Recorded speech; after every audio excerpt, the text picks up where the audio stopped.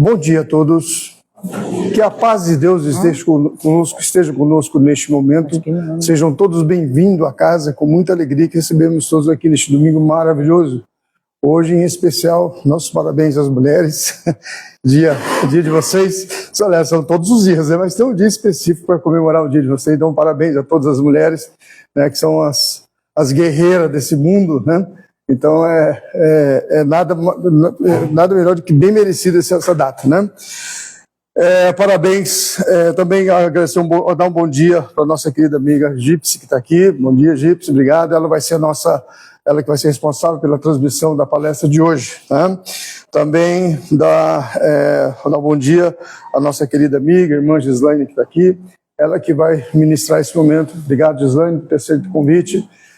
E um tema que ela vai utilizar, um tema bastante interessante, né? Como todos os temas, a Gislaine sempre traz alguma coisa assim bem diferenciada, e ela vai falar hoje conosco sobre a quaresma e o espiritismo, né? Então, como de praxe, então, que a espiritualidade aqui presente possa auxiliá-la naquilo que ela vai nos dizer, que possa penetrar dentro de nós para o nosso entendimento, né? E eu vou convidar a minha amiga, minha irmã Katsui, que está aqui, ela fará a nossa prece inicial de hoje. E os recadinhos, como sempre, hoje tem bastante recadinho também, eu vou deixar sempre para o final lá, que daí está todo mundo aí, fica mais fácil. Katsui.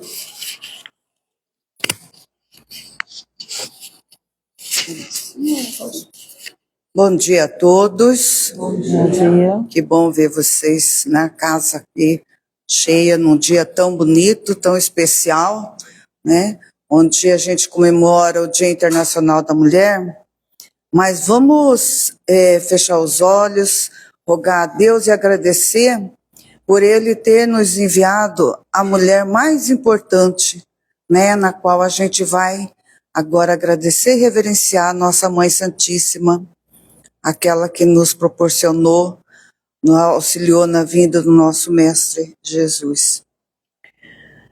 Deus Pai Todo-Poderoso, amor infinito, te rogamos as suas bênçãos de amor e luz, misericórdia e perdão, Senhor.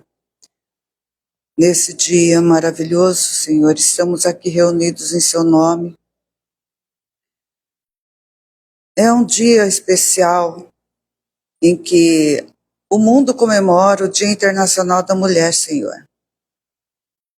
Por isso, agradecemos a Ti por ter nos enviado a nossa Mãe Santíssima. Agradecemos a nossa Mãe Santíssima por ter corajosamente e com muita fé aceitado a sua missão de auxiliar a vinda do nosso Mestre Jesus, o nosso Senhor Jesus Cristo. Mãe amada, Mãe de todas as mães e de todos os filhos, abençoa-nos, Senhora minha. Abençoa toda essa humanidade. Mestre Jesus, estamos aqui reunidos em seu nome, Senhor. Te pedimos a bênção desta manhã de ouvirmos a palestra, que possamos ter olhos de ver e ouvidos de ouvir, internalizando as suas mensagens e vivenciando, Senhor, as suas mensagens, lembrando sempre o seu exemplo de autoridade maior neste planeta, seu exemplo de filho diante da sua mãe terrena, que possamos ter toda essa gratidão às nossas mães, como o Senhor nos ensinou, Senhor, e que possamos ensinar também aos nossos filhos a dignidade do amor a que devem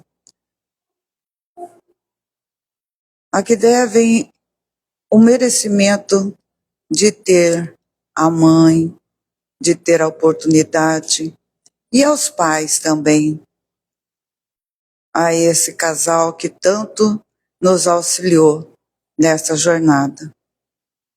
Assim, Senhor, rogamos mais uma vez que abençoe toda a humanidade terrena, de encarnados e desencarnados, Senhor.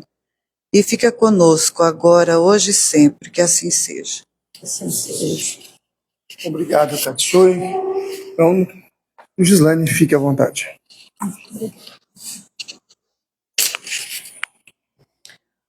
Bom dia, pessoal.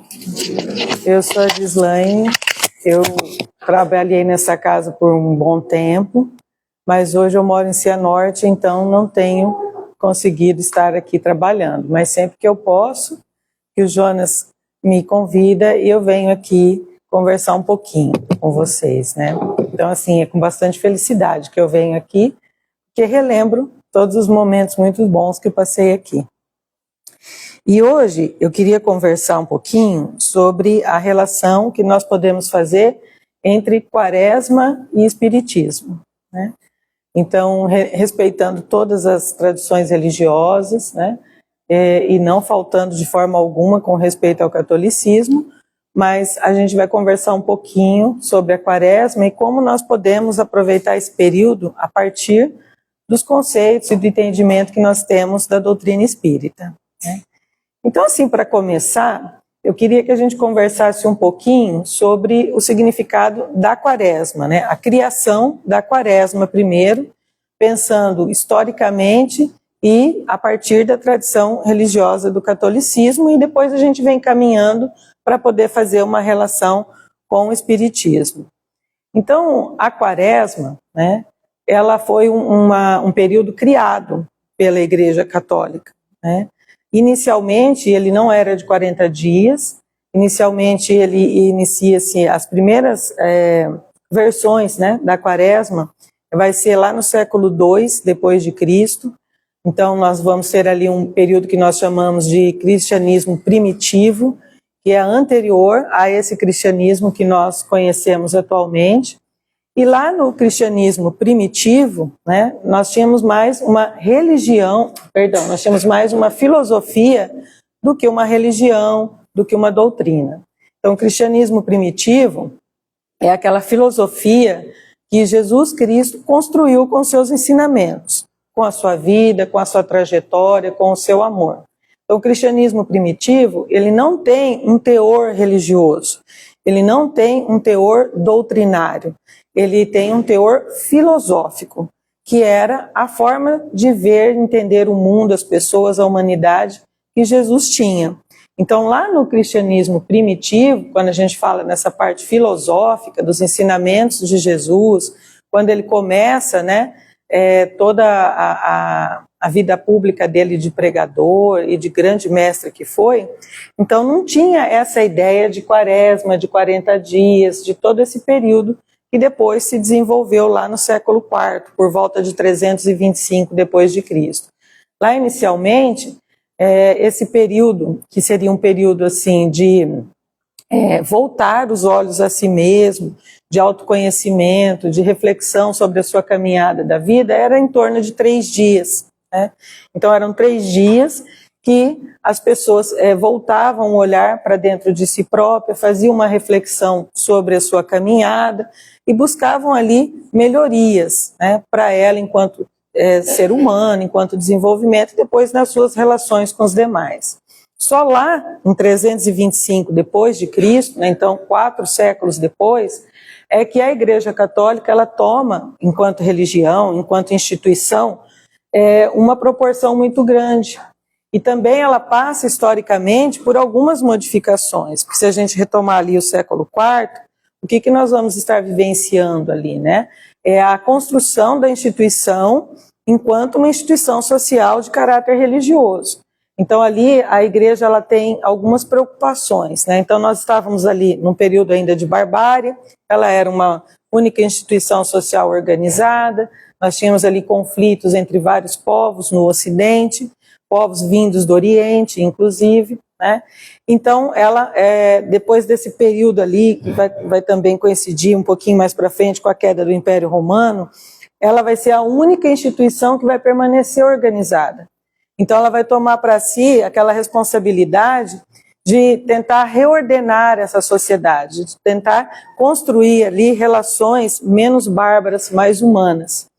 E aí uma das funções que ela vai assumir é humanizar essa coletividade. Mas é uma coletividade com culturas muito diferentes, civilizações muito diferentes, então ela vai desenvolver uma linguagem própria, né, que os historiadores, ao olharem para ela, vai entender assim como um pouco opressora, um controle social sobre as pessoas, uma educação do medo, né, do desconhecido, do divino, para tentar conter essa sociedade que está muito conflituosa. E aí também ela vai, como nós temos ali várias culturas e várias civilizações em choque, ela vai tentar fazer um processo de cristianização desses povos, né? Então ela vai fazer um processo de criar novos cristãos. E aí nesse processo de criar novos cristãos, ela precisa desenvolver ali um período preparatório para essas pessoas que estão ingressando no cristianismo, se prepararem para daí então, na Páscoa, se batizarem. E é por isso, então, que nós vamos construir 40 dias ali, que vai ser a quaresma, que vai ser ali o período em que esses novos cristãos vão estar estudando, vão estar passando por algumas situações de privação e sacrifícios físicos, com o intuito de se prepararem para entrar, então, nessa comunidade cristã no batizado, que seria na Páscoa. Então, por isso que se instituiu esses 40 dias. E aí se faz uma relação também com os 40 dias de jejum que Jesus passou no deserto, né? Então há uma relação ali. Aí esse número 40, ele é muito simbólico para o catolicismo, né? Então nós vamos ter ali os 40 dias de Jesus no deserto, jejuando, nós vamos ter os 40 dias e 40 noites do dilúvio, nós vamos ter vários momentos, né, na história do catolicismo envolvendo esse número 40.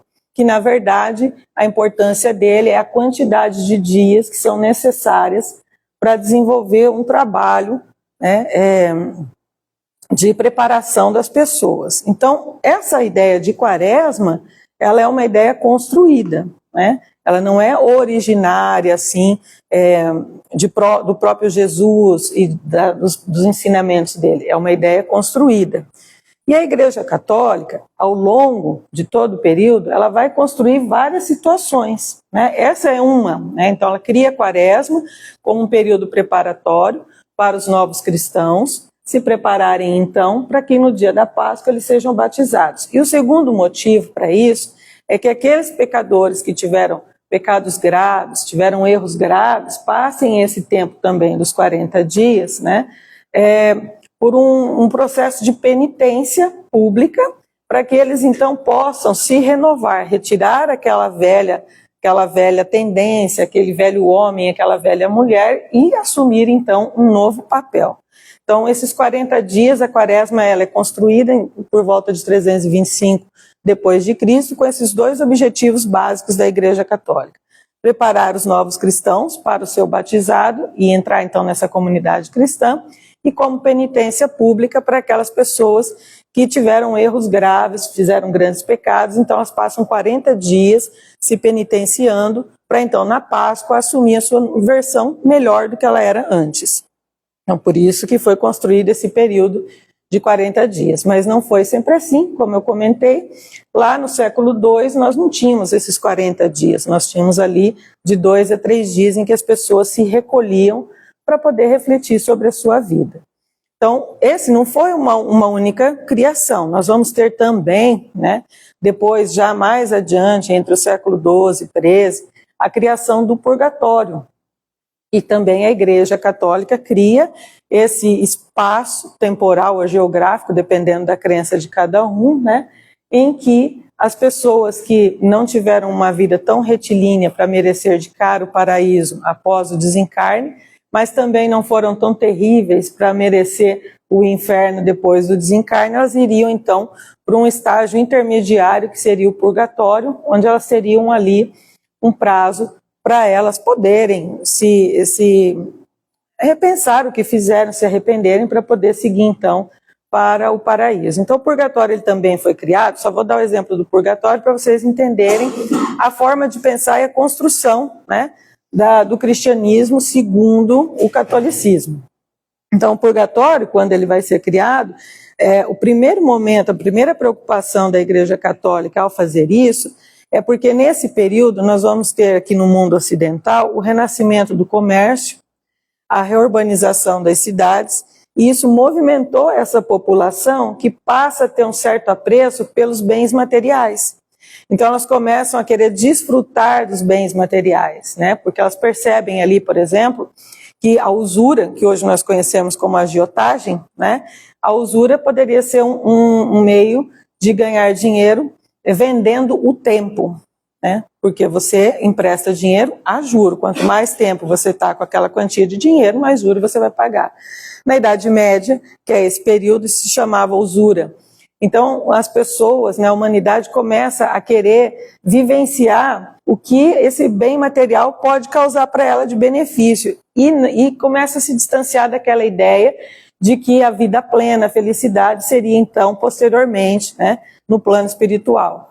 Então as pessoas começam a pensar assim, não, eu acho que eu vou viver o bom aqui agora, porque eu não sei o que vai ser esse plano espiritual, vai que é ruim, então eu já vou vivenciar isso agora.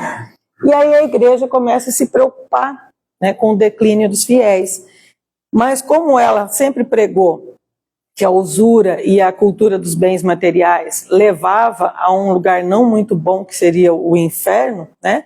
Então ela precisa arrumar um jeito de resgatar essas pessoas. O que ela faz então? Ela cria o purgatório como uma opção. Então, olha, se você está tão ligado aos bens materiais, né, se você trabalha com a usura, mas se você separar uma quantia desses bens, né, em benefício de outras comunidades por meio da igreja, seria o dízimo, que seria outras formas de dinheiro, então aí você também não vai assim para o inferno, você amarga um tempo ali no purgatório, mas como você dividiu o que você recebeu, né, de certa forma, através da igreja, depois que você amargar ali um tempo, você pode ascender, então, ao paraíso. E aí as pessoas começam a retornar, então, ao catolicismo, porque agora elas poderiam fazer uso dos bens materiais, né?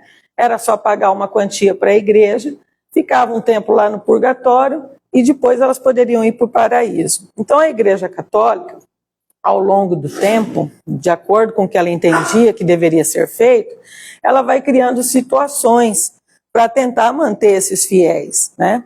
Essa é a logística dela.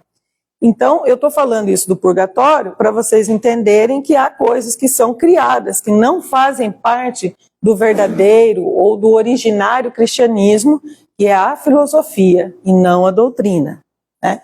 Então, há uma diferença. Cristianismo, filosofia, que é lá no século II, que é aquele com base apenas nos ensinamentos de Jesus e na trajetória dele, e o cristianismo construído pelo catolicismo, que daí sim ele tem um teor religioso e ele tem menos o teor filosófico, né?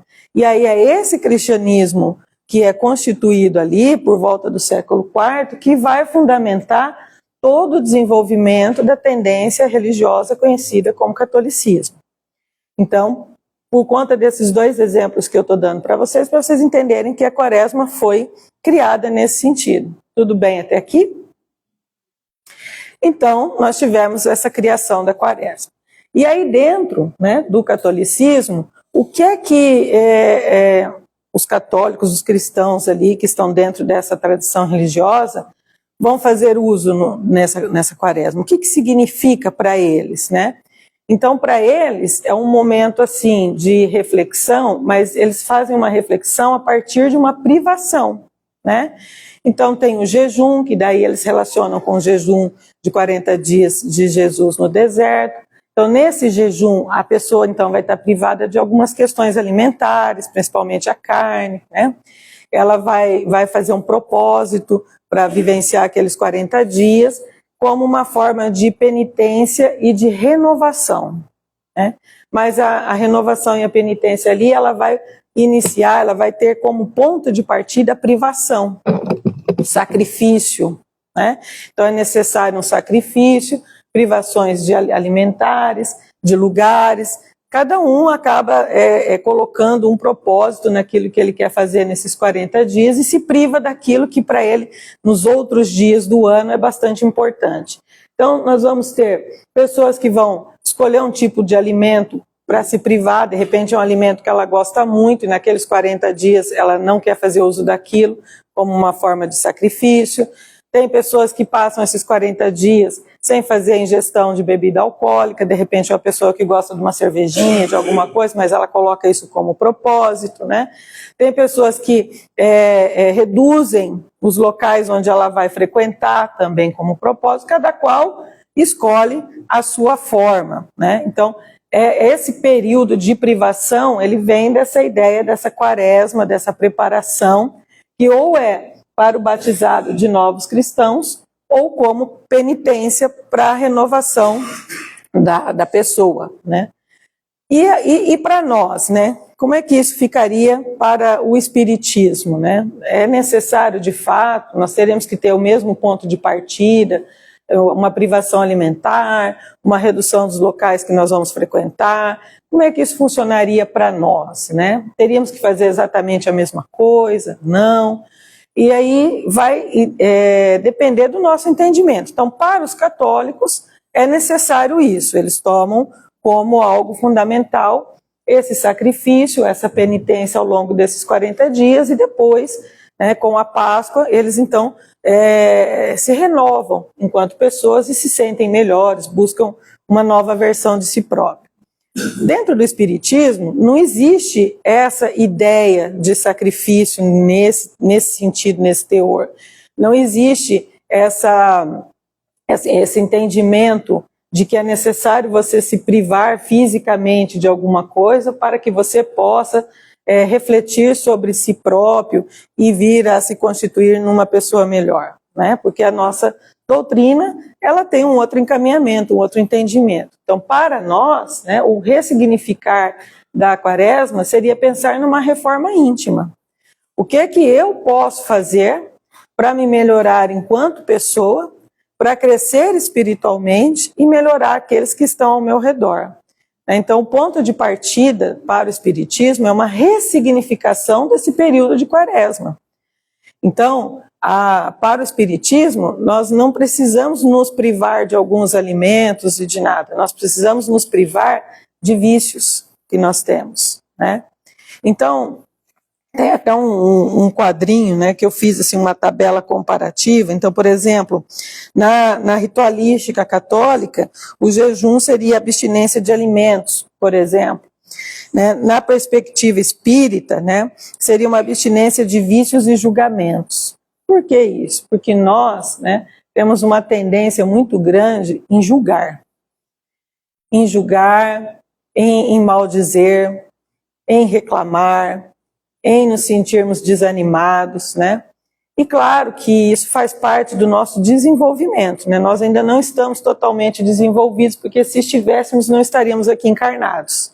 Se estamos aqui, num planeta de prova e expiação, a caminho da regeneração, é porque nós ainda temos uma caminhada de desenvolvimento, de aprendizagem, de crescimento, né? Então, considerando o estágio de desenvolvimento que o nosso planeta está, que nós estamos, né? Então a gente ainda tem essas tendências a reclamar, a desanimar, né? A maldizer, a dar uma xingadinha no trânsito, né? E eu me incluo nisso, né? O trânsito, por exemplo, é uma coisa que me irrita muito, né? E que eu ainda não consigo superar. Se eu estou dirigindo e na minha cabeça eu estou indo certinho ali, estou cumprindo todas as regras, vem uma pessoa e me fecha, freia de uma vez na minha frente, não dá seta, né? Mas é automático. Eu já dou aquela esbravejada ali, já faço um elogio, né, àquela pessoa que está ali, né? Eu tenho procurado melhorar, porque antes eu falava assim um palavrão, agora eu falo, mas é um espírito sem luz essa criatura, mas é um atribulado, né? Para tentar suavizar, mas eu ainda falo isso, né? Quando eu passo por dificuldades no meu trabalho, assim como todo mundo em cada trabalho, eu também volto para casa xingando meu coleguinha de trabalho ainda, né? tenho passado por algumas situações difíceis, aí esses dias eu me peguei falando com a minha parceira de trabalho, não sei por que a gente não pode esfregar a cara desse cidadão no asfalto. Então, assim, eu falo por mim mesmo, ainda não cheguei nesse nível, né? Eu ainda tenho essas recaídas, ainda quero sim esfregar a cara do coleguinha no asfalto. Posso? Não. Racionalmente, quando eu me acalmo, eu vejo que eu não deveria nem ter pensado sobre aquilo, né? Mas isso acontece. Aí você fica sabendo, assim, de uma situação que você julga que um colega, uma pessoa passou por injustiça, você já xinga o outro. Mas por que né, o fulano foi fazer isso?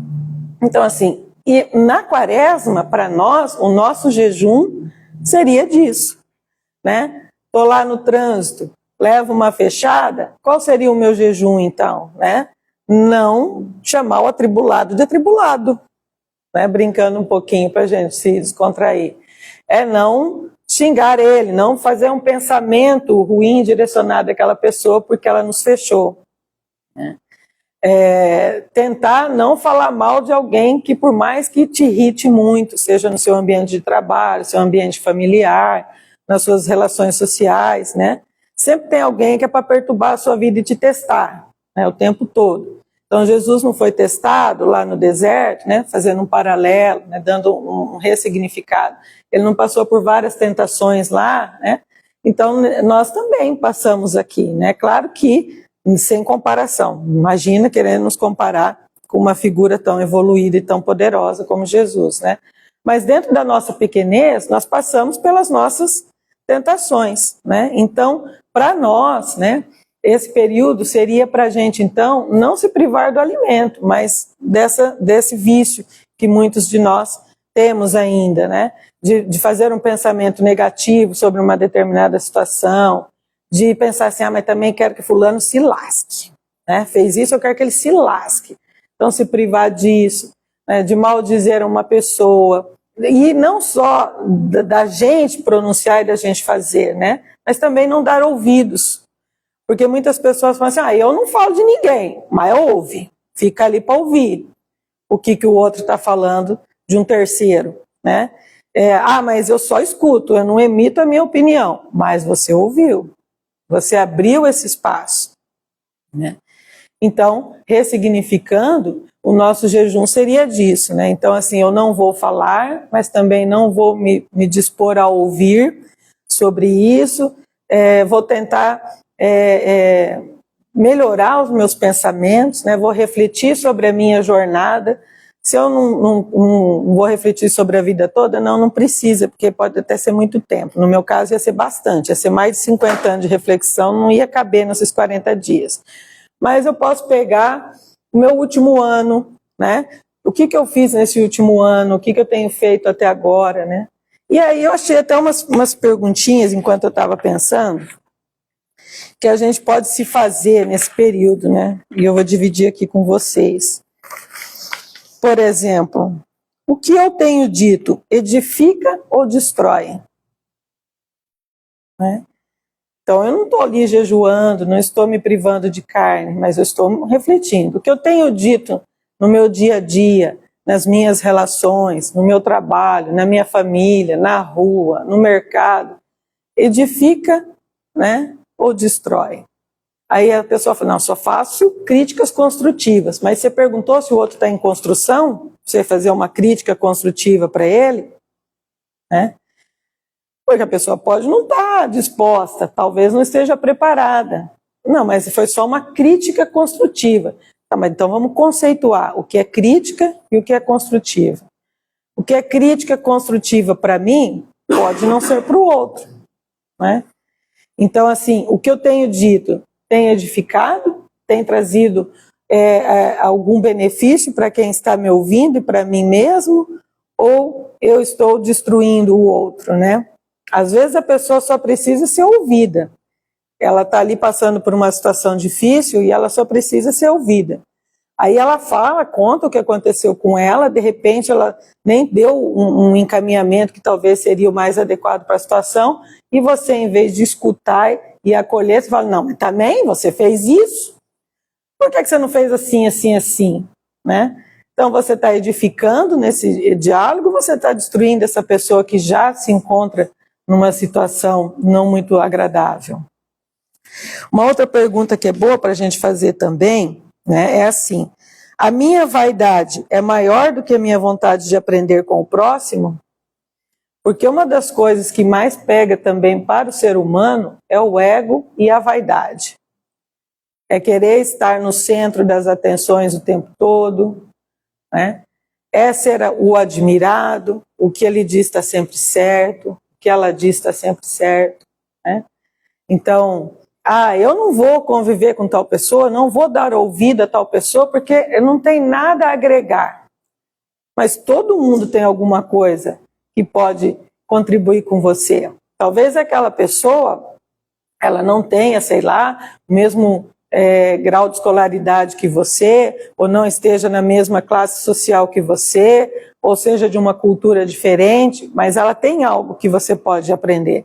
Quando nada, você olha para ela e critica o defeito dela, mas de repente você tem aquele defeito, você pratica aquela situação e você não gostou porque você viu nela o seu reflexo.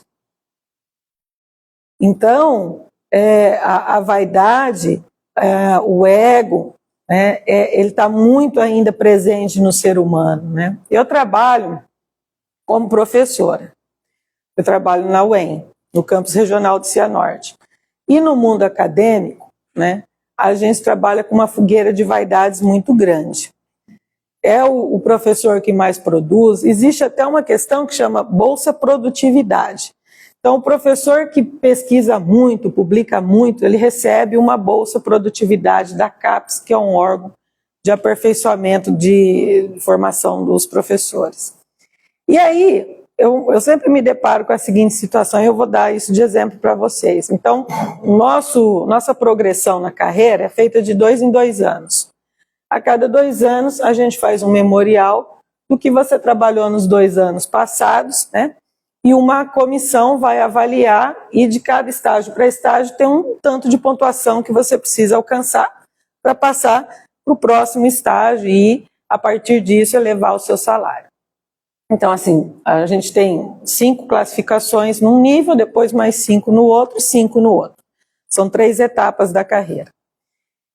E, por exemplo, quando você está numa parte que você vai passar de assistente para professora adjunto, você tem que fazer 800 pontos. Esses 800 pontos, eles estão divididos em produção de artigos científicos, em orientação de trabalhos, várias coisas. Então, é só 800 pontos que você precisa. Mas você vai participar da comissão para elevação de nível de algum colega, tem gente que faz assim, 3.000 e poucos pontos, 7.000 e poucos pontos, né? E aí a gente olha para aquilo e fala, mas que hora que esse cidadão viveu para ele conseguir produzir tudo isso daqui, né? E que horas que ele foi para a casa dele? Que horas que ele se relacionou com a família dele? Que horas que ele deu atenção à espiritualidade dele, independente da tradição religiosa dele? Porque o cara tinha que fazer só 800, e 800 já é muita coisa para a gente fazer dentro desse ramo de trabalho. Fez 3.000 e pouco, 7.000 e pouco. Para a gente chegar nos níveis mais altos da carreira, que é o professor associado, a gente precisa fazer 1.200 pontos. 1.200 pontos. E você vê professores que chegam a fazer 12.000 pontos. Então, e aí, como que isso reflete no dia a dia ali, né? Estou dando exemplo da onde eu convivo, né? Reflete o seguinte, você está numa reunião de departamento, você está numa reunião de centro, e essas pessoas estão ali com a vaidade aflorada. Você vai propor um projeto, é quase uma briga de foice, se tiver verba para aquele projeto. É quase uma briga de foice. Porque o meu projeto é mais importante, porque o meu projeto trata de tal coisa, que a minha pesquisa. Então, é um exemplo da fogueira das vaidades, né? Então, eu olho para aquilo ali, e eu não sou a melhor das pessoas, não, tá? Mas eu olho para aquilo ali e penso assim, meu Deus, tanta instrução, tanta escolaridade, e essas criaturas ainda estão nesse ponto. Não são todos, mas tem uma grande parte. Ainda estão nesse ponto aí, do meu projeto, a minha pesquisa, o meu não sei o quê, e fazer essa quantidade de pontos. Então é só um exemplo da minha próximo, que eu não quero apontar ninguém, estou falando de onde eu vivo, né? Dessa questão da vaidade. Então, vamos trazer para a realidade da quaresma, né? Não seria então o momento dessas pessoas estarem refletindo sobre isso, né? Eu realmente preciso de tudo isso? Eu realmente tenho que ir para uma reunião e atacar um colega porque ele conseguiu um dinheiro para o projeto dele e dessa vez o meu projeto não tem? Né? Então, assim, e vamos passar isso para outras situações, né? Para quem trabalha na iniciativa privada, que fica mais evidente ainda um querer puxar o tapete do outro, né? Não, porque eu sou mais, eu consigo, eu faço. É a vaidade, é o ego falando, né? E a gente também tem isso dentro das tradições religiosas. Alguns dirigentes religiosos, independente da tradição religiosa, também têm o seu ego aflorado, né? Também quer ser o melhor naquilo ali. Não é que é ruim ser o melhor, se o seu propósito em ser o melhor é realizar um bom trabalho. Mas é difícil quando esse propósito se confunde com o ego e com a vaidade. Então, nessa questão da ressignificação da quaresma para o espiritismo, né, para quem é adepto do espiritismo, seria então se privar dessas coisas, se policiar quanto à sua vaidade, quanto ao seu ego, quanto aos julgamentos, né? O julgamento é outra coisa que a gente faz muito, né? E às vezes nem se dá conta de que está fazendo. Você presencia alguma coisa, você fala assim, Ave Maria, você já julga o cidadão. Você não só julga, como você culpa, já dá sentença, pena, ainda deseja que ele se lasque lá na frente, né? Então, eu também tenho que me cuidar, me privar disso, se eu estou ressignificando essa quaresma para a minha evolução espiritual, para o meu crescimento, né? Porque o outro, aquilo que o outro está fazendo, e que no seu entender não está certo, né? Talvez é o que ele tem condições de fazer. Está dentro da perspectiva do nível de desenvolvimento que ele está. Porque ninguém dá o que não tem. As pessoas só oferecem aos outros aquilo que ela própria tem, aquilo que ela própria faz. Então, se lá na sua família, por exemplo, que é um dos grupos mais difíceis que a gente enfrenta, são dois na vida, né? O grupo familiar, que você tem contas a acertar ali, por isso que você está naquele grupo familiar, e o seu grupo de trabalho. São dois lugares que você passa prova e expiação o tempo todo. Lá na família, às vezes você tem um ente ali que não é tão querido, né? Um ente que, na visão, de repente, da família ou na sua, o sujeito só dá trabalho para a família. Ah, mas o fulano só dá trabalho, mas só faz caca. Aí a gente tem que viver consertando e resgatando. Olha o que faz com aquela mãe, o que faz com aquele pai, né? E a condição de desenvolvimento dele? Você já parou para pensar que, embora nós estejamos num planeta que está em transição para regeneração, não são todos que vão para regeneração. Tem alguns que não vão ficar na prova e expiação, ainda vão voltar para trás. Então, talvez ele esteja naquele nível de desenvolvimento. Eu vou julgá-lo? Não. Se eu não conseguir conviver com ele, se eu não conseguir ajudá-lo, pelo menos não vou criticá-lo, porque ele está dentro daquilo que ele tem condições de fazer. Aquele colega de trabalho difícil que eu queria esfregar a cara dele no asfalto. Quando eu volto a mim, eu fico pensando assim, bom, mas isso então é o que ele tem condições de fazer, né? É o entendimento que ele tem sobre aquilo ali. O que eu posso fazer, né? Eu não tenho como controlar o que ele vai fazer, o que ele vai pensar, mas eu posso controlar como é que eu vou reagir àquilo lá. Eu consigo todas as vezes? Não. Mas então, nesses momentos de lucidez, em que eu vou dedicar um tempo para a minha espiritualidade, para o meu desenvolvimento, eu tenho que tentar, né, me privar desse tipo de pensamento. Então, são essas questões. Tem uma outra pergunta aqui que eu também acho assim, que essa foi a mais difícil. quando eu estava pensando, o que eu fiz hoje para aliviar a carga de outra pessoa? Que está dentro dessa questão de ressignificar a quaresma para nós espíritas, né? O que eu fiz hoje para aliviar outra pessoa? Porque eu estou o tempo todo pensando no meu umbigo, né? No que vai me aliviar. São poucos os momentos que eu saio do meu lugar e me coloco no lugar do outro. Então, o que eu fiz para aliviar a carga de alguém hoje? Né? Porque o dia tem 24 horas. Durante esse dia, você passou uma parte na sua casa, uma parte no seu trabalho, uma hora você foi na rua, você passou num supermercado, você foi numa farmácia, né? E você transitou por vários lugares. E mesmo quando você não sai tanto, mas você não ficou todos os dias sozinho. Todos os dias, não. E o que é que você fez, então, para aliviar a carga de outra pessoa? Né? De repente, aquela pessoa que está lá no seu trabalho, ela chegou cabisbaixa e você olhou e falou assim, isso aí não está bom hoje não. Mas e daí? Você foi lá perguntar para ele o que aconteceu, se ele quer conversar, se ele precisa de alguma coisa? Ah, não, porque lá onde eu trabalho é cada um por si, esse povo tudo chato que se vire. Então, eu não fiz nada para aliviar lá. Ou eu fui no mercado e me deparei com uma pessoa andando nos corredores meio perdida lá. Já aconteceu de eu ver, né? Que a pessoa vai no mercado porque ela sabe que ela tem que ir lá comprar alguma coisa, mas ela não está num dia muito bom, ela não acerta uma prateleira. Não sei se vocês já repararam isso. Ela anda assim, ó, como se o mercado fosse um labirinto. Então ela passa por um corredor, ela passa pelo outro, ela para, olha aqui nas prateleiras, procura um produto que está na cabeça dela, mas nem é naquele corredor, vai ver. Né? Ela está lá na seção de hortifruti ali, faz 2 horas que ela está apertando uma laranja, no mesmo lugar.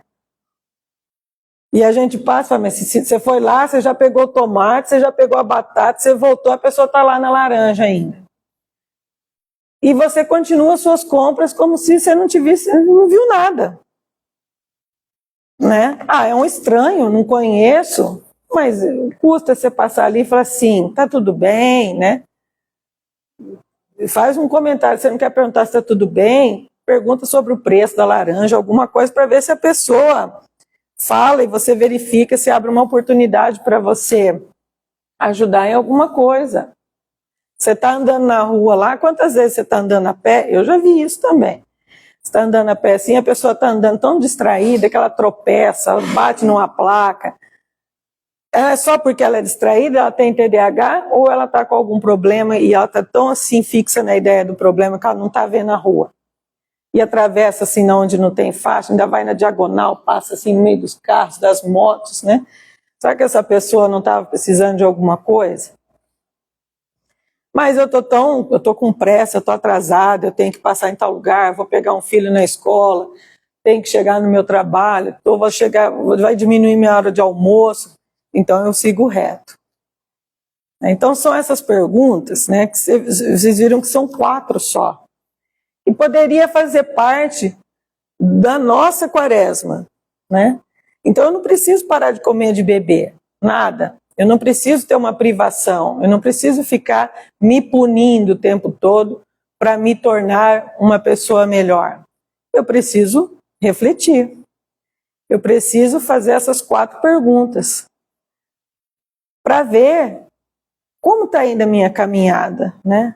Eu posso melhorar isso? Eu tenho como fazer alguma mudança? É a gente também fazer uma meditação diária. Joana de Ângeles fala muito sobre isso, meditação diária, né? Eu parar um pouquinho ali e pensar como foi meu dia de ontem, como está sendo meu dia de hoje, o que eu tenho feito. É você se deparar com as suas próprias sombras. Porque todo mundo tem suas sombras. Todo mundo tem um pontinho negro lá na sua caminhada, na sua trajetória. E muitas vezes você não quer voltar nele, você não quer se deparar com ele. Ah, não, está lá no passado, deixa lá. Não vou desenterrar os mortos. Ficou no passado, deixa no passado. Mas é algo que ficou mal resolvido aí. É algo que te impede de se tornar melhor, de crescer, de ressignificar, de fazer uma reforma íntima. Então, esse período da quaresma para nós também pode ser um encontro com as nossas sombras. Fazendo essas 4 perguntas, e você pode fazer essa pergunta, a gente pode começar fazendo uma por semana, você não precisa fazer uma por dia. Faz uma por semana dessas 4 perguntas, né? Então essa semana eu vou perguntar sobre a vaidade. Então essa semana eu vou parar e tudo que eu for fazer ao longo da semana, eu vou estar com a palavra vaidade na cabeça para observar. Se eu estou praticando essa vaidade, esse culto do ego, se eu estou vendo alguém praticar que sirva de estímulo para eu repensar. Na outra semana eu posso pensar se o que eu estou falando está edificando ou se está destruindo e prestar mais atenção na minha fala. Qual é a fala que eu desenvolvo no meu dia a dia, né? Eu já amanheço como? Né? Eu tenho um problema, de manhã eu sou uma pessoa praticamente assim inutilizada, porque a minha alma não voltou ainda para o corpo da hora da noite. Como eu trabalho à tarde e noite, então de manhã eu não consigo acordar assim muito cedo, eu vou até um pouco mais tarde, e a hora que eu acordo parece que o corpo levantou, mas o espírito não veio junto. Então eu demoro um pouco ali, então eu tenho que sentar, fazer o meu cafezinho, tomar café. Depois de um tempo parece que dá uma encaixada assim no espírito, no corpo, aí vai, né? Então aí eu volto à vida, de fato, e vai começar o meu dia. E muitas vezes eu me deparo já acordando desanimada, principalmente se eu estiver passando por uma fase difícil. Eu já acordo e penso assim, ai meu Deus, tudo de novo hoje. Já vai começar outra vez, né? E daí depois passa um tempo, daí minha alma já fez download, eu já desci, aí eu fico pensando assim, não, mas também não posso falar tanto assim, né? Aí eu já fico, aquela outra fase, é minha culpa, por que eu não posso ficar com esse desânimo, né? Mas não, eu tenho que acolher, não é me autocriticar pelo que eu senti e não foi tão benéfico, é acolher e transmutar, né? Então acordei desanimado, não sou o último dos mortais por isso, mas então eu vou acolher esse sentimento, por que eu estou assim, né? Vou tentar ressignificar. Obviamente que existem algumas doenças que vão te trazer o desânimo, e aí é claro não vamos descartar a medicina, mas aquele desânimo de que porque eu estou passando uma fase difícil, eu posso acolher ele, não vou me culpar porque eu sou um ser humano em desenvolvimento, e vou transmutar. Agora, se faz parte de uma depressão, se faz parte de uma outra, é claro que eu preciso de ajuda, né? E a outra coisa que a gente também precisa pensar, né, é quando nós começamos o nosso dia, é o nosso planejamento mental. As tarefas que eu tenho que fazer no dia, não só isso, mas como é que eu vou controlar e desenvolver essas tarefas, né?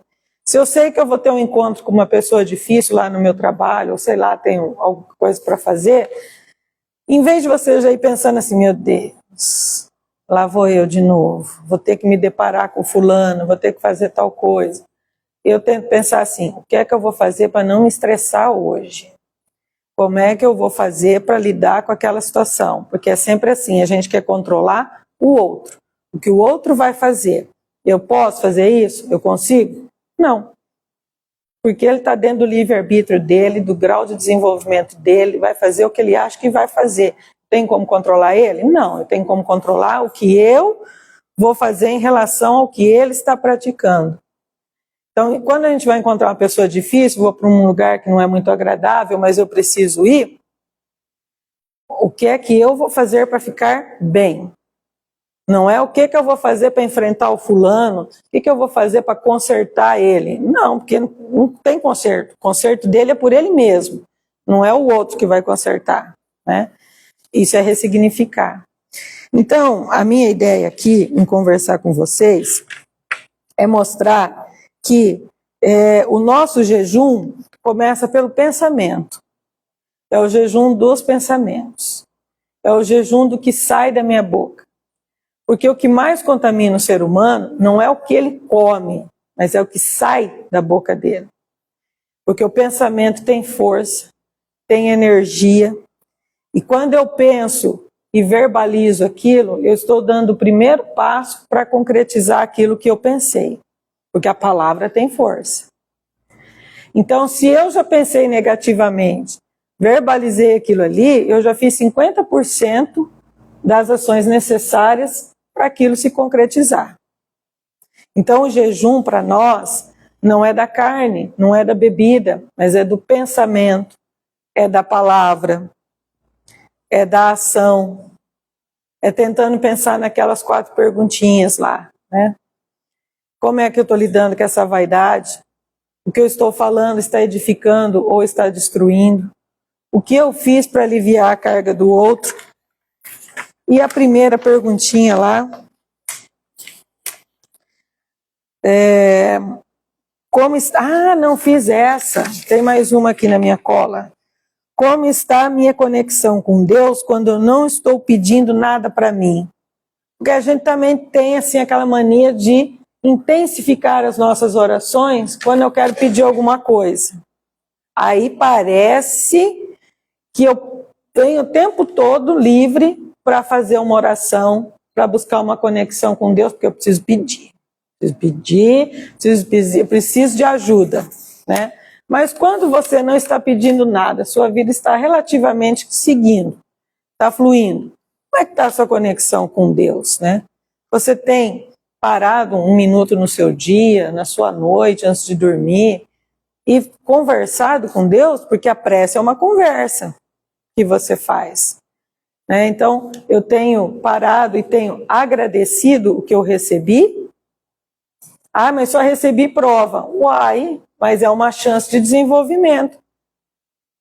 Quando a gente está na vida escolar, não faz prova. O professor dá aula, você vai lá depois e faz uma prova, um trabalho para tirar nota. Por que você não falava isso lá então? Mas lá você fazia, reclamava, chorava, mas fazia.